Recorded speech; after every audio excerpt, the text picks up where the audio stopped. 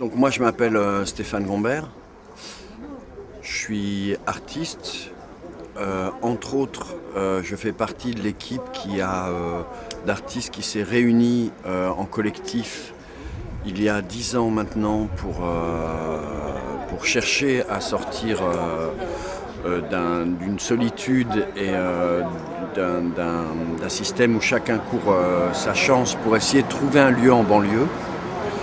Parce que ça nous intéressait d'être dans un endroit comme ça de fracture sociale. Et il y a donc 10 ans, on s'est réunis, on a répondu à un appel d'offres de la mairie de Mantes-la-Jolie. On est parti de la rénovation d'une entreprise de moquettes pour avoir une base, un lieu.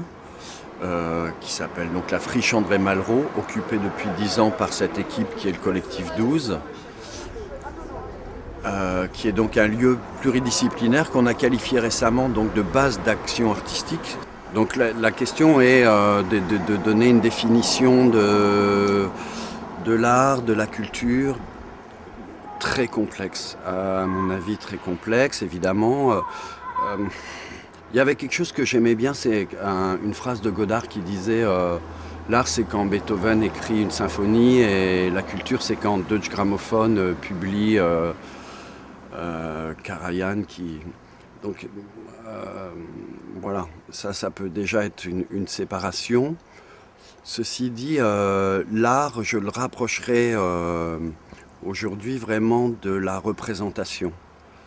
Et donc c'est toujours un redoublement, on va dire que ça s'appelle au risque du réel. Le réel, on va dire, c'est le présent, c'est la présentation. On travaille, nous, sur un territoire qui est composé d'un centre-ville, on va dire une bourgeoisie de province, relié par un grand boulevard à une cité qui est la cité du Val-Fouré, qui est une énorme cité, donc qui est né dans les années 60 avec le travail des usines de voitures, Peugeot, etc. Bon, évidemment, il y a un taux de chômage énorme, il y a des gens qui ont leur culture, mais qui finalement vivent aussi d'une certaine manière dans une forme d'autarcie. C'est vraiment... c'est un monde. Donc c'est essayer de questionner, de faire évoluer, voire de critiquer des représentations. Donc à 3 niveaux.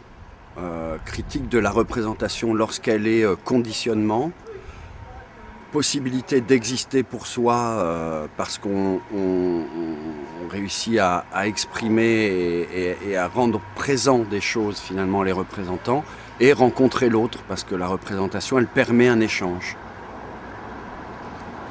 On sait bien que la jeunesse, aujourd'hui, la nouvelle génération, elle est chargée de revendications, elle comprend son histoire, elle la comprend violemment. Il y a quand même... donc c'est aussi accompagner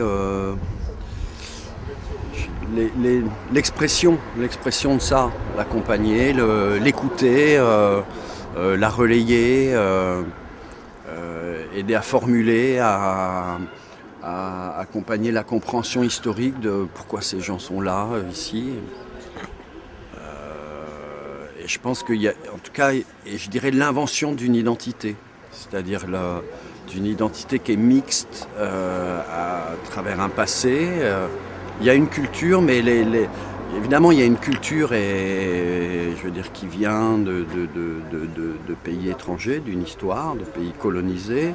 Et il y a aujourd'hui, je pense, une création culturelle, une création d'identité pour ces jeunes générations qui sont souvent tiraillées entre leur volonté de participer à la société française, d'être complètement intégrées, et puis des racines auxquelles ils tiennent.